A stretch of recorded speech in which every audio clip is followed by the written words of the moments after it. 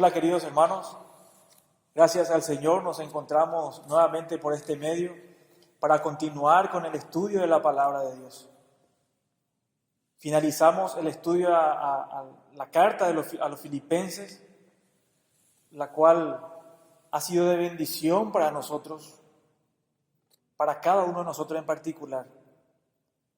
Y especialmente al iniciar esta nueva serie, la expectativa es mucho mayor, hermanos, porque vamos a estudiar la epístola de Pablo a los romanos. La importancia de esta epístola es muy particular. ¿En qué sentido? En que la mayoría, si no todos los grandes avivamientos y reformas, los grandes avivamientos y reformas en la historia de la iglesia están relacionados directamente con la carta a los romanos. Y entendemos que por la gracia de Dios esperamos ansiosamente que este avivamiento y reforma de forma particular en tu vida y en la mía se sucedan por medio de estar expuestos a la epístola de los romanos. Porque va a tratar y nos va a mostrar de una forma detallada, sistemática, en toda su extensión, del poder de Dios para salvación. Es decir, de su evangelio, del glorioso evangelio de Dios. Por eso estamos expectantes, hermanos. Porque esta es una buena noticia.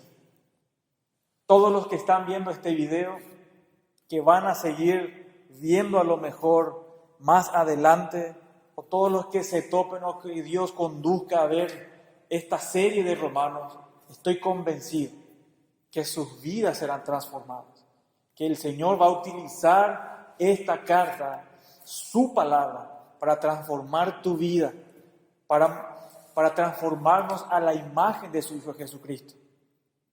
Así que todo aquel que no tiene esperanza en este mundo, esta es su oportunidad de estar atentos a la serie de Romanos. ¿Por qué? Porque vamos a ver y vamos a descubrir que sí hay solución para el problema principal del hombre, que es el perdón de sus pecados por medio del Señor Jesucristo. La carta a los romanos es una que vez tras vez, a lo largo de la historia, ha cambiado el mundo entero al cambiar vidas individuales como la tuya y la mía. Y el ejemplo de esto, lo que estamos diciendo, vamos a mostrar a tres personas, los más influyentes en la historia de la iglesia. Es decir, en primer lugar nos referimos a Martín Lutero. Martín Lutero era un monje alemán a quien le habían enseñado lo siguiente: que Dios le exigía que viviera una vida justa para ser salvo. Y por tal razón había llegado a odiar a Dios, en primer lugar, por exigirle a él, dice Lutero, que no podía lo que no podía hacer. Y en segundo lugar, por dejar que fracasara en el intento. ¿Por qué? Porque Lutero era sincero, honesto consigo mismo. Él quería encontrar la justicia o el perdón de Dios a base de obras, lo cual él se daba cuenta, la gravedad de su pecado, la santidad de Dios, la gravedad de su pecado, lo cual le afligía grandemente. Pero un día Lutero leyó y finalmente captó el significado de Romanos capítulo 1, verso 17. Romanos capítulo 1, verso 17, que dice lo siguiente: porque en el Evangelio la justicia de Dios se revela por fe y para fe, como está escrito: mas el justo por la fe vivirá. Lutero comenta más adelante y decía él trabajé de manera diligente y ansiosa para entender la palabra de Pablo. La expresión la justicia de Dios bloqueaba el camino porque la tomé en el sentido de esa justicia por medio de la cual, decía él, Dios es justo y trata justamente cuando castiga al injusto. Aunque era un monje impecable, como él se consideraba también, porque él procuraba hacer la obra de Dios o agradar a Dios por sus méritos, estaba delante de Dios como pecador. Por lo tanto, no amaba a ese Dios justo y airado. Más bien lo odiaba y murmuraba contra él. Después comprendí que la justicia de Dios es esa justicia por medio de la cual, a través de su gracia y su pura misericordia, Él nos justifica por fe. Acto seguido, dice Lutero, sentí que volvía a nacer y que entraba al paraíso con las puertas abiertas. Me abrí paso y de la manera en la que antes había odiado la expresión, la justicia de Dios, ahora comenzaba a considerarla como mi palabra más querida y consoladora. El adelanto trascendental que hizo Lutero en Romanos capítulo 1 conduciría a la recuperación del Evangelio en Alemania y en toda Europa. Y así daría lo que conocemos nosotros como la Reforma Protestante.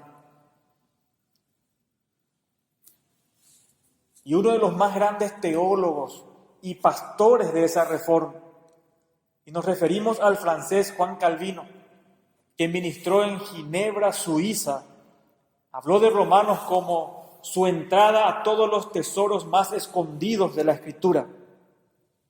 El tema de estos capítulos se puede citar así, decía él: la única justicia del hombre es a través de la misericordia de Dios en Cristo, que al ser ofrecida en el Evangelio, se comprende por fe.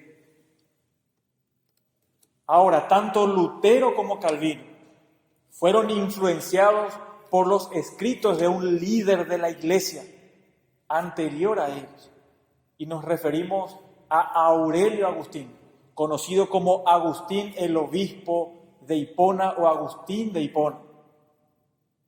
La madre de Agustín era cristiana, pero Agustín le dio la espalda a esa fe. Buscó la verdad en otro lugar. Decidió vivir como le venía en gana, como muchos lo hacen hoy en día, en total libertinaje. Agustín procreó un hijo fuera del matrimonio. Sin embargo, un día, en septiembre del año 386 después de Cristo, mientras vivía en Milán, escuchó la predicación del obispo Ambrosio, una figura destacada de la iglesia, y se dio cuenta que era incapaz de quitarse de encima lo que había escuchado. Agustín dice: el caos de mi corazón me hizo salir al jardín donde nadie pudiera interferir con la lucha ardiente en la que estaba ocupado conmigo mismo. Me estaba retorciendo en mis cadenas. De repente escuché de una casa cercana lo que parecía una voz o la voz de un niño. Ese niño cantaba: toma y lee, que en latín era tolle lege. Y Agustín dice: tomé el libro del apóstol hablando de Romanos, lo abrí y en silencio leí el primer pasaje que se me presentó ante mis ojos. Y el pasaje en cuestión era Romanos capítulo 13, versos 13 al 14, que dice así: no en orgías, ni borracheras, ni en inmoralidad sexual y libertinaje, ni en disensiones y envidias, más bien revístanse ustedes del Señor Jesucristo y no se preocupen por satisfacer los deseos de la naturaleza pecaminosa.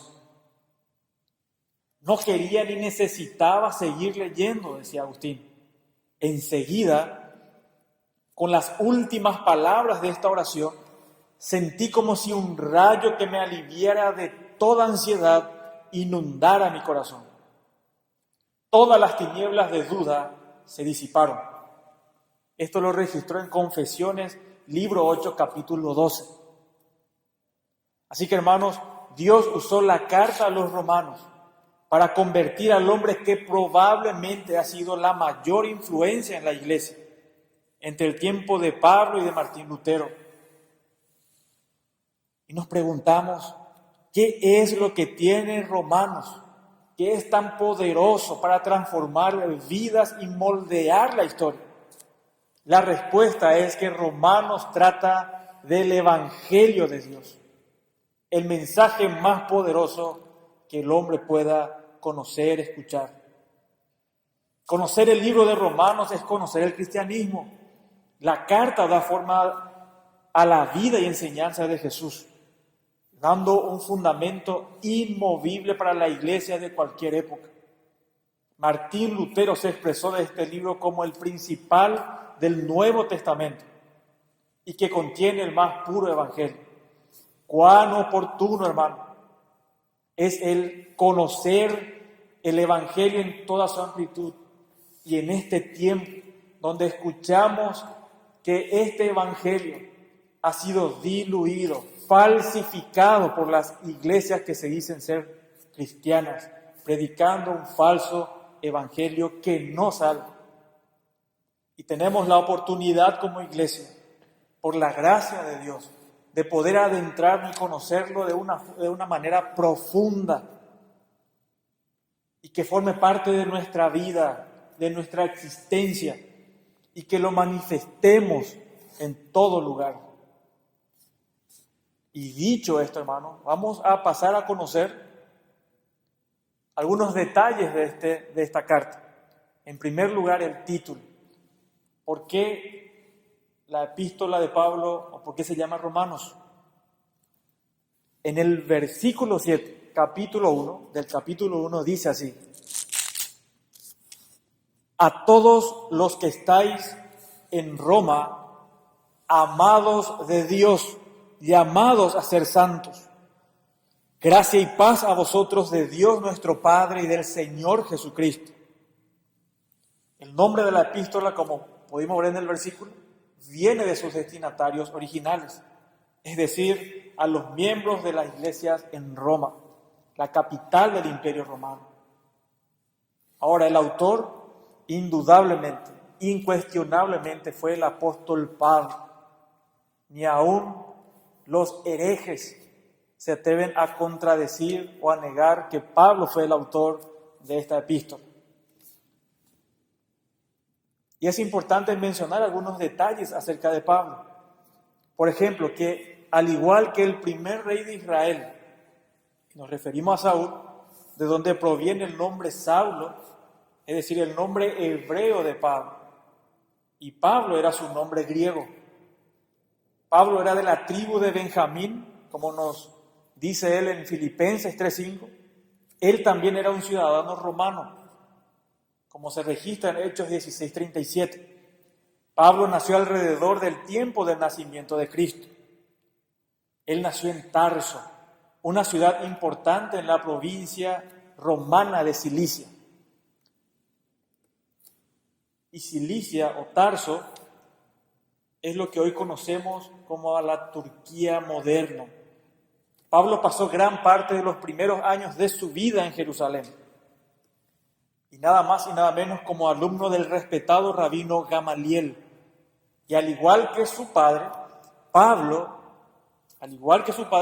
era un fariseo, un miembro de la secta judía más estricta, como él mismo lo reconoce en Filipenses capítulo 3, verso 5. Ahora, Pablo milagrosamente, y realmente como sucede con todos nosotros, de una forma milagrosa, el Señor interviene en nuestras vidas, porque por nuestra propia capacidad jamás lo conoceríamos. Ahora, Pablo milagrosamente convertido mientras iba camino a Damasco. ¿Con qué propósito iba a Damasco Saulo? Con el propósito de silenciar y perseguir a los cristianos. Quería exterminar a todos los que invocaban el nombre de Cristo. Sin embargo, Jesucristo le salió al encuentro, lo reprendió, lo cambió y lo puso en un curso totalmente nuevo, como se registra en Hechos 9:3 al 22. Y Saulo, es decir, Pablo, en lugar de exterminar el cristianismo, Pablo se convertiría en su incansable apóstol. Y un dato muy interesante de Pablo.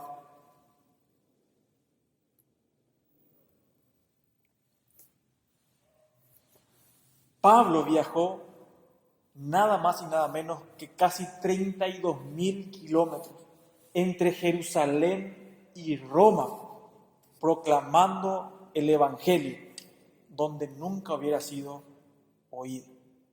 Luego, cerca del fin de su tercer viaje misionero, y después de lo que muchos considerarían toda una vida de ministerio, el apóstol miró hacia el occidente y específicamente hacia España, hacia el territorio más allá de Roma que él desconocía.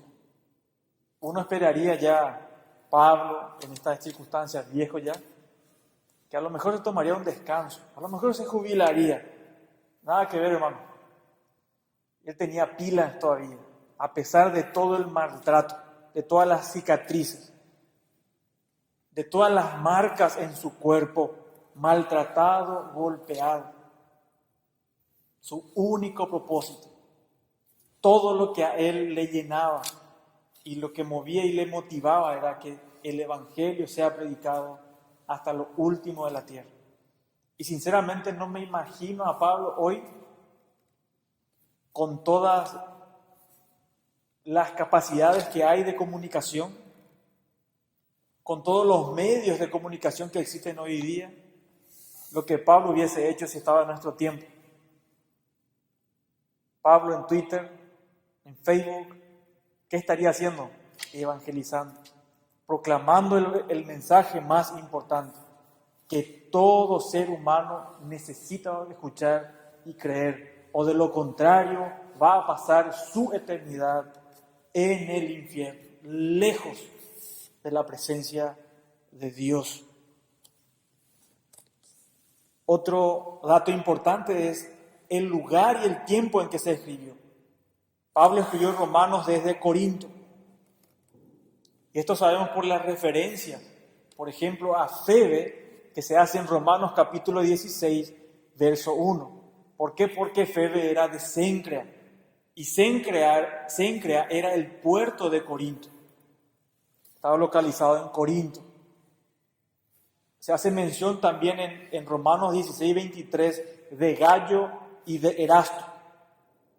¿Quiénes estaban asociados a Corinto? Eran de Corinto. El apóstol Pablo escribió la carta hacia el cierre de su tercer viaje misionero. Y lo más probable que la fecha en que él escribió esta carta fue en el 56 o 57 después de Cristo, conforme se preparaba para partir a Palestina con una ofrenda para los creyentes pobres en la iglesia en Jerusalén, como está registrado en Romanos 15, 25. Y a Febe se le dio la gran responsabilidad de entregar esta carta a los creyentes romanos. Romanos 16, 1 y 2 nos indican este hecho, nos muestra este hecho y dice: os recomiendo además nuestra hermana Febe, la cual es diaconisa de la iglesia en Cencrea, que la recibáis en el Señor, como es digno de los santos, y que la ayudéis en cualquier cosa en que necesite de vosotros, porque ella ha ayudado a muchos y a mí mismo, dijo Pablo. Y un poco de contexto histórico, hablamos de Roma, que era la capital de la ciudad más importante del Imperio Romano. Roma fue fundada en el año 753 antes de Cristo. Pero no se hace mención de Roma en la Escritura, sino hasta los tiempos del Nuevo Testamento. En el día de Pablo, por ejemplo, la ciudad tenía una población de más de 1 millón de personas, o un poco más, muchas de las cuales eran esclavas. Es un detalle importante entender que en Roma casi la mitad de la población eran esclavas. Porque Pablo va a mencionar en el capítulo 1, verso 1, que él era esclavo también, lo cual vamos a estudiar el próximo domingo, si Dios permite. Pero ¿esclavo de quién? Él se consideraba un esclavo más, pero esclavo de Dios, del Señor Jesucristo. Ahora, la comunidad judía en Roma era predominantemente pobre, aunque algunos grupos de judíos de allí eran más acomodados que otros y mejor educados, como suele ocurrir en todas las épocas y situaciones. Diferentes grupos vivían en diferentes partes de la ciudad y tenían sus propios líderes. Se piensa que muchas de las iglesias judías que se reunían en sus casas o en casas existían en el gueto judío al otro lado del Tíber. El idioma primordial de los judíos en Roma no era el latín, sino el griego, lenguaje en el que Pablo escribe. Ahora, la comunidad judía allí probablemente era de unas 50,000 personas. Muchas conversiones de romanos. Esto también es importante comprender, que muchas conversiones de romanos al judaísmo crearon resentimiento entre otros aristócratas romanos, lo cual condujo a una tensión entre judíos y gentiles en la ciudad. Ahora, cuando nos referimos a gentiles, no nos estamos refiriendo a amabilidad, sino a todos aquellos que no son judíos. En la Biblia mencionamos, y específicamente en Romanos se va a hacer mención a este grupo de personas, en el cual entramos todos nosotros, que no somos de descendencia judía. También es importante mencionar acerca de quién fundó la iglesia o las iglesias en Roma. Y por eso es también interesante mencionar que las iglesias en Roma no fueron fundadas por ninguno de los apóstoles, ni por Pedro, ni por Pablo. ¿Por qué? Porque vamos a ver evidencias dentro de la carta que mencionan esta situación de que los fundadores o que la iglesia ya estaba en Roma, ya estaban constituidas mucho antes que los apóstoles, cuando los apóstoles estuvieron por ahí. Es decir, alrededor del 42 después de Cristo. Si bien la iglesia católica no asume como que Pedro fundó las iglesias en Roma, sí la iglesia católica, la iglesia católica romana afirma de que la sucesión apostólica, es decir, Pedro se instaló en Roma y desde ahí en más comenzó la sucesión apostólica, es decir, de pasar el primer papa, como ellos lo consideran, falsamente a Pedro, porque en ninguna parte de la Escritura, ninguno de los autores del Nuevo Testamento lo reconocen como tal. Sí, Pedro era uno de los principales como otros, como el principal entre sus iguales, pero no como el primer papa, como afirma la Iglesia Católica. Ahora, tampoco Pablo lo fundó. Entonces, ¿quién fundó la iglesia en Roma? Se puede afirmar con total seguridad que la iglesia ya estaba constituida desde hace mucho tiempo. Según la tradición, se fundó sobre el año 42 después de Cristo. Y se aprecia por la epístola, en el capítulo 1, verso 13, y en el 15, 23, que ya estaba fundada hacía tiempo. Y la opinión de que fue fundada por Pedro no es sostenible en este caso. ¿Por qué razón? La tradición reconoce, por la tradición conocida de Eusebio y tal vez de Hipólito, pretende que Pedro estuvo en Roma en tiempos de Claudio y fundó la iglesia. Sin embargo, el libro de Hechos testifica de la presencia de Pedro no en Roma, sino en Palestina, hasta después del concilio de Jerusalén, en Hechos capítulo 15. Así como Pablo, allá en Gálatas 2, 1 al 10. Pablo, por ejemplo, no menciona el nombre de Pedro en el capítulo 16. Hecho que sería realmente muy extraño de que Pablo mencione a una cantidad inmensa de personas en el capítulo 16 y se olvidara de Pedro, si Pedro era el principal o si estaba ahí en Roma. Aparecen casi 35 nombres. Si Pedro fuera obispo en aquella iglesia, Pablo lo hubiese registrado en primer lugar. Vemos también que el mismo Pablo anhelaba predicar el evangelio donde otros apóstoles no lo hubieran hecho. Eso vemos en el capítulo 15, verso 20. Romanos 15, 20, que dice de esta manera: y de esta manera me esforcé a predicar el evangelio, no donde Cristo ya hubiese sido nombrado, para no edificar sobre fundamento ajeno. Pedro sí estuvo en Roma, eso no lo negamos, porque la Biblia lo registra allá en 1 de Pedro 5, 13. Pedro sí estuvo en Roma. Es más, él fue martirizado ahí en Roma. Pero Pedro estuvo en los años 60, muy posterior a la fundación de la iglesia ahí en Roma. Entonces, es una fecha muy tardía para adjudicarle la fundación de la iglesia en Roma a Pedro. Ahora, ¿quién lo fundó? Con total seguridad no lo sabemos, pero podemos analizar lo siguiente. La realidad es que esta iglesia o las iglesias en Roma posiblemente fue fundada por creyentes en Pentecostés. En Hechos 2 menciona que habían romanos, entre otros, entre muchos otros pueblos. Cuando Pedro predicó en Pentecostés y más de 3,000 personas fueron añadidas a la iglesia o convertidas por medio de ese poderoso sermón de la presentación del evangelio, muchos de los que estuvieron ahí se fueron otra vez a sus lugares y ahí probablemente algunos romanos que estaban ahí en la predicación de Pedro regresaron a Roma y fundaron la iglesia. Es lo más probable. Tal vez ellos mismos llevaron allí el evangelio y fundaron la iglesia. Algunos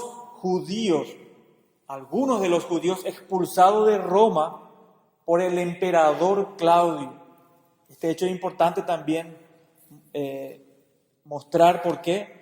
Porque cuando el emperador Claudio expulsa a los judíos que estaban en Roma, ya habían creyentes cuando eso. Hechos 18:2 menciona a 2 personas, a Aquila y a Priscila, ya creyentes que estaban regresando de Roma. ¿Por qué? Porque fueron expulsados por el emperador Claudio. Según Suetonio, el origen de la expulsión fueron los tumultos causados por instigación de Cresto. Presumiblemente debía entenderse como Cristo. Posiblemente la predicación de Jesús como Cristo sublevaba a los judíos, como en otros lugares. La iglesia debía estar formada mayoritariamente por gentiles, aunque habían también judíos entre ellos. Pablo, por ejemplo, se menciona como apóstol de los gentiles varias veces. Esta información es importante para entender el contexto de la carta, de que en Roma, los creyentes en las iglesias en Roma estaban conformadas por creyentes tanto judíos de origen judías como romanos o gentiles. En esa iglesia había tensión por algunas prácticas que los judíos, influenciados una vez más por los judaizantes, querían pervertir el evangelio y trastornar la fe de algunos gentiles. Al referirse Pablo o al referirse a los judíos, les llama mis hermanos y mis parientes y no nuestros, como hubiera sido lógico de ser la iglesia mayoritariamente de judíos de origen. Es decir, la iglesia estaba compuesta, y realmente no importa si decimos 50% de judíos ni 50% gentiles. Sí está el hecho y la verdad de que estaba compuesta tanto de judíos y de gentiles. Posiblemente el edicto de Claudio, del emperador Claudio, dejó establecida la iglesia mayormente por gentiles. ¿Por qué? Porque los judíos, todos los judíos, fueron expulsados de Roma y quedaron a cargo de los gentiles, los creyentes gentiles. ¿Con qué propósito Pablo escribe Romanos? Esto vamos a mencionar detalladamente y te invito a que prepares tu Biblia, porque vamos a ver directamente con los versículos los motivos que llevaron a Pablo a escribir esta epístola. Y en primer lugar vemos que Pablo anuncia el deseo de visitar Roma. Pablo tenía un ferviente deseo de visitar Roma, quería conocer a los hermanos en Roma. De hecho, a muchos de ellos él lo conocía personalmente, pero en sus viajes, en sus encuentros en otras ciudades como en Éfeso, en otros lugares. Pero Pablo escuchó la fe de los hermanos de la iglesia en Roma y eso le causaba a él esta curiosidad y este deseo inmenso de poder estar entre ellos también. En el 15:22 dice lo siguiente, Romanos 15:22. Por esta causa me he visto impedido muchas veces, dice Pablo, de ir a vosotros. Pablo a través de esta carta les muestra el deseo, le mostró el deseo a los hermanos en Roma de que él genuinamente quería ir a conocerles, estar entre ellos. Pablo los amaba intensamente, realmente amaba a estos hermanos, pero Pablo dice muchas veces, es decir, varias veces intentó él ir a Roma, pero fue impedido. Gracias a Dios podemos decir nosotros desde este lado. ¿Por qué? Porque eso le dio pie para que pueda él escribir la epístola a los romanos, la cual vamos a estudiar. Ahora, otro motivo, el hecho de anunciar el deseo de visitarles en Roma, también sería después de llevar la ofrenda a Jerusalén. Porque en el 23 al 32, lo cual no vamos a leer, te invito a que lo hagas en tu casa, dice, por ejemplo, en el 23, pero ahora no teniendo más campo en estas regiones y deseando desde hace muchos años ir a vosotros, cuando vaya a España, iré a vosotros, porque espero veros al pasar y ser encaminados o encaminado allá por vosotros, una vez que haya gozado con vosotros. Mas ahora voy a Jerusalén para ministrar a los santos, porque Macedonia y Acaya tuvieron a bien hacer una ofrenda para los pobres que hay entre los santos que están en Jerusalén. Ahora, Pablo desea involucrar a los creyentes en Roma con su programa misionero. Anuncia su propósito, desea ser respaldado por ellos en esta obra, especialmente la evangelización, ¿dónde? España. Lo cual vemos en el versículo 24. Luego reconoce que la labor misionera es asunto de toda iglesia. Pablo no se tiraba a lo loco, ir a fundar, ni a ir como misionero a un lugar por su propia cuenta. Siempre fue respaldado por una iglesia. Y es un ejemplo a seguir en nuestra iglesia, en todas las iglesias, hermanos. Siempre son enviados desde un lugar específico, no por su propia cuenta, como lastimosamente vemos en muchos lugares. personas que se atribuyen un llamado de Dios para ir a fundar una iglesia y lo único que hacen es más mal que bien a donde vamos. Ahora, el propósito principal, como tercer punto, el propósito principal de escribir Romanos es expresar la doctrina de la justicia de Dios para salvación. Y eso es proclamada en el Evangelio. Por ejemplo, demostrar la condición igual para todos los hombres, tanto judíos y gentiles, en relación con las demandas divinas de la justicia de Dios. Y también es importante ya aclarar, porque vamos a escuchar mucho este término a lo largo de Romanos, acerca de la justicia de Dios. ¿A qué se refiere la justicia de Dios? La primera impresión que nos da esta palabra pareciera ser como castigo. Pero en realidad, cuando habla de la justicia de Dios, nos habla del carácter moral de Dios, de la santidad de Dios y de su perfección. Y justamente es la que Dios demanda. ¿Sabías, hermano, o el que está escuchando esto, de que si no sos 100% perfecto, si no sos 100% santo, no vas a entrar al cielo? Con eso no estamos diciendo que por nuestra cuenta o nos estamos atribuyendo, ensoberbeciendo como que somos nosotros completamente santos, completamente justos, sin pecado. No, hermanos. Lo que estamos diciendo es que justamente el mensaje central del Evangelio es que vos ni yo nunca vamos a poder cumplir el estándar establecido por Dios. Nunca vamos a llegar a la perfección moral de Dios, ni mucho menos a la santidad de Dios. Y la Biblia dice que Dios es puro de ojos, que no puede ver el pecado. El pecado no puede estar delante de Dios. Y nuestra característica principal, todos los seres humanos, vos y yo, es que somos pecadores desde la planta del pie hasta la cabeza, hasta la coronilla de la cabeza. Esa es nuestra realidad. Sin embargo, la justicia de Dios, dice Romano, se revela a este mundo. Y cuando habla de la justicia de Dios, habla de una persona, de la persona más maravillosa y valiosa que pueda existir en este universo. Y estamos hablando del Señor Jesucristo, que sí vivió bajo el estándar de Dios de forma perfecta, sí cumplió los requisitos demandados por Dios que se expresan en la ley o en los mandamientos. Lamentablemente muchos se engañan o son sinceros, pero están engañados pensando que procurar cumplir los mandamientos, específicamente los 10 mandamientos.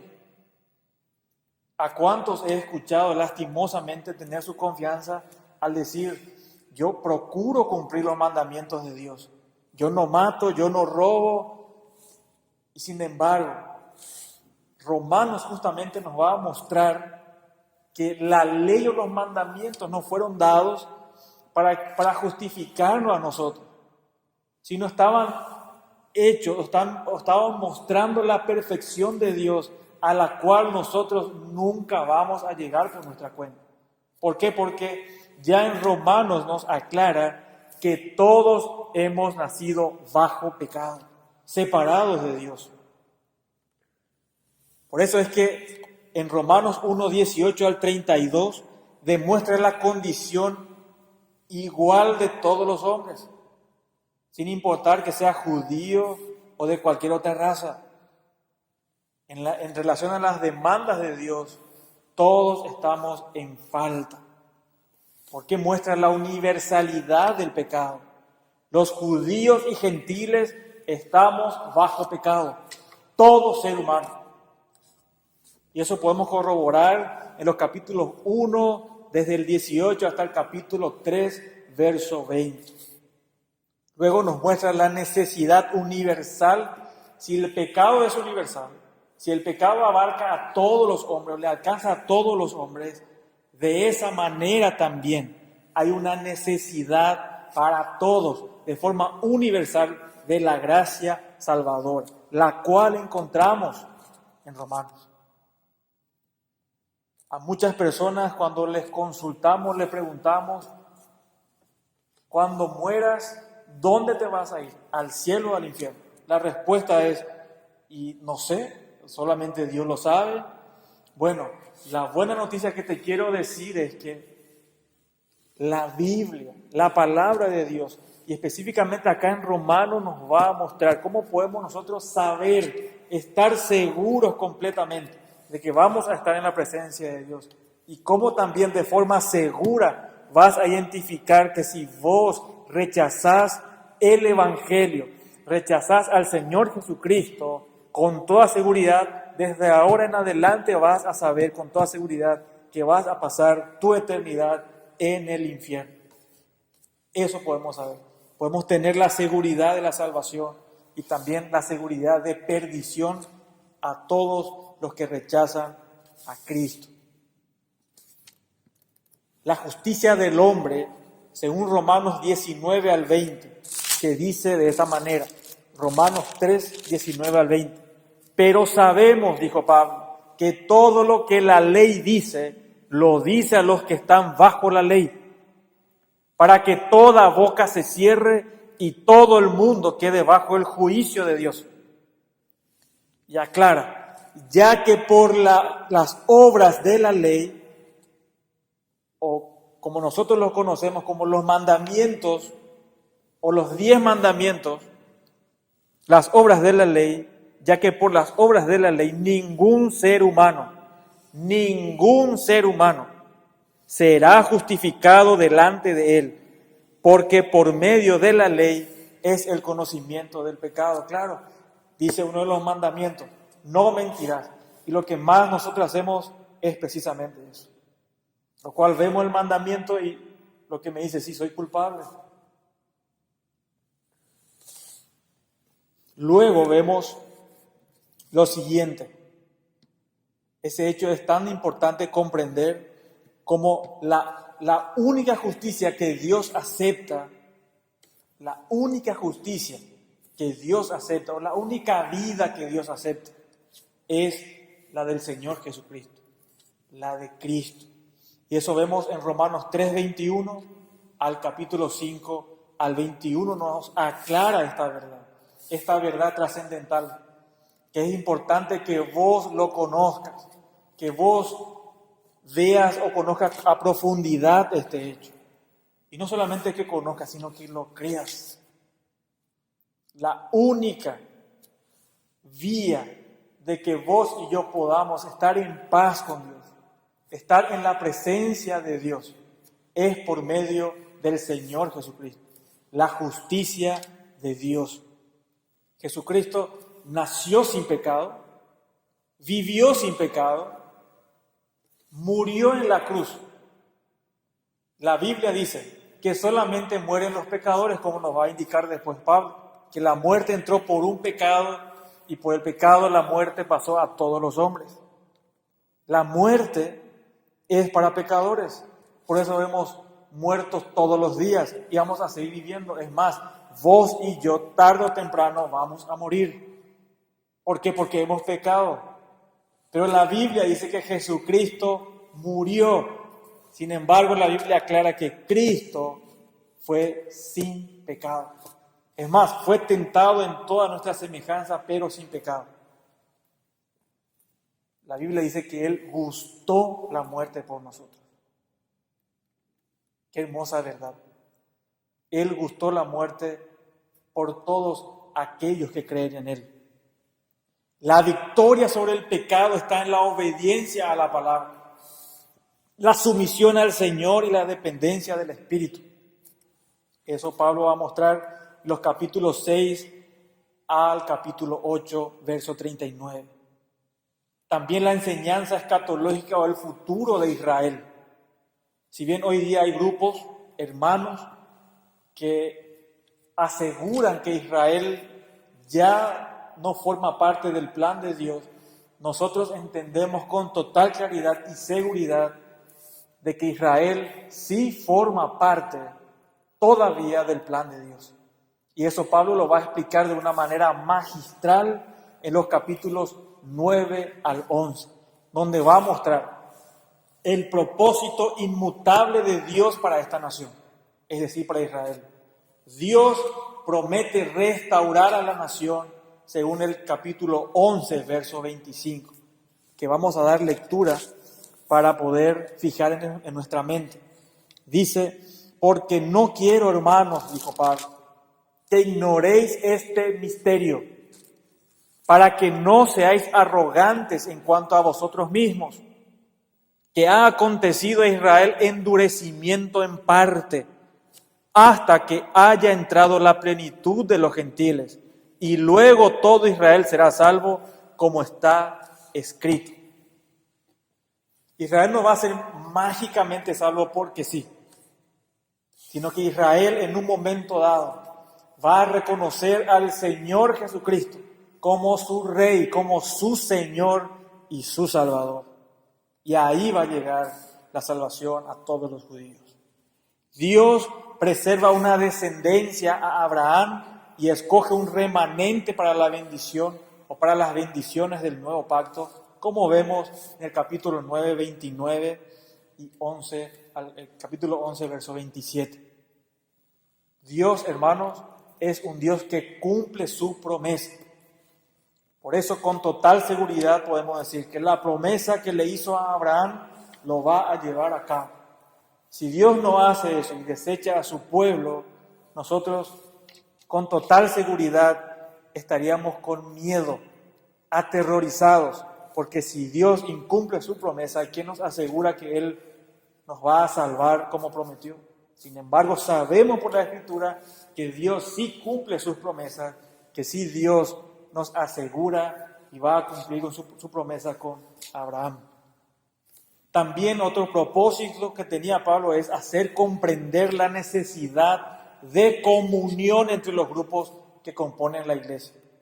Hecho muy importante que Pablo recalca en todas sus cartas. Los gentiles deben respetar a los creyentes judíos, sabiendo que Dios no los ha desechado. Luego, también los judíos deben respetar a los creyentes gentiles, sabiendo que Dios tiene un plan de salvación para los gentiles también, según nos muestra en el capítulo 1, versos 8 al 17. También otro de los propósitos es mostrar la vida nueva. La vida nueva exige una ética consecuente.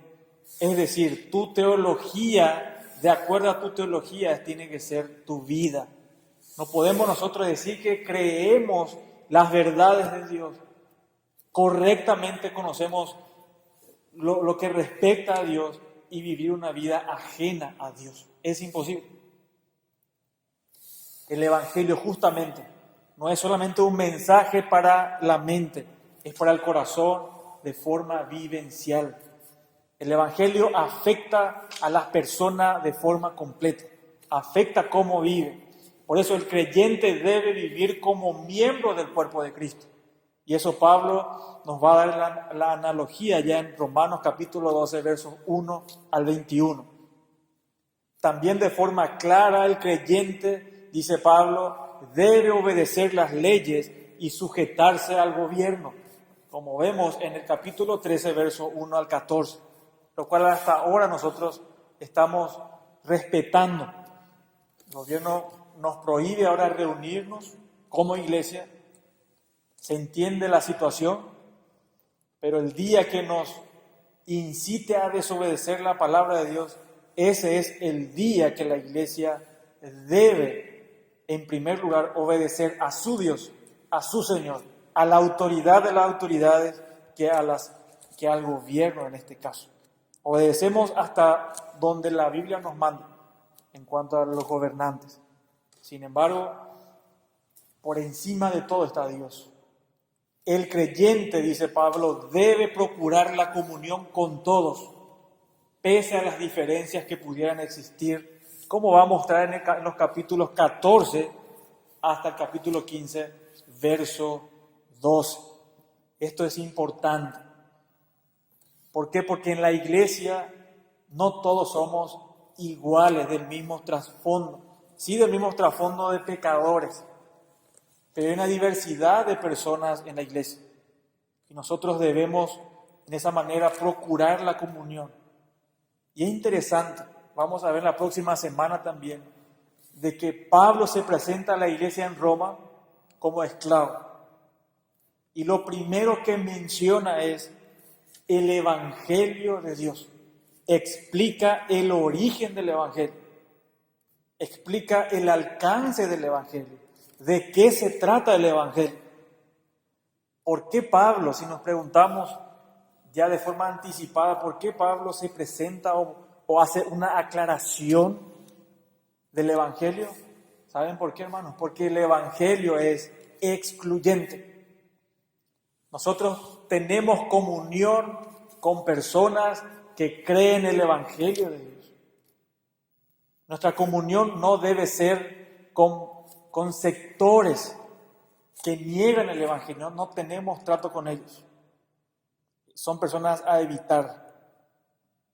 Lo que sí debemos es mantener la pureza del Evangelio, predicar, conocer bien el Evangelio y para proclamarlo con toda seguridad y con toda verdad. Este es un pantallazo de lo que es el contenido de Romanos. Y como decía al principio, Dios va a hacer su obra en nosotros. Dios justamente acá en Romanos capítulo 8 dice que estamos siendo transformados, todos los creyentes. Y estoy convencido, hermanos, que Dios, por medio de su palabra, por medio de Romanos, va a transformar tu vida. O directamente va a manifestar tu corazón, va a desnudar tu corazón, va a evidenciar en quién realmente crees.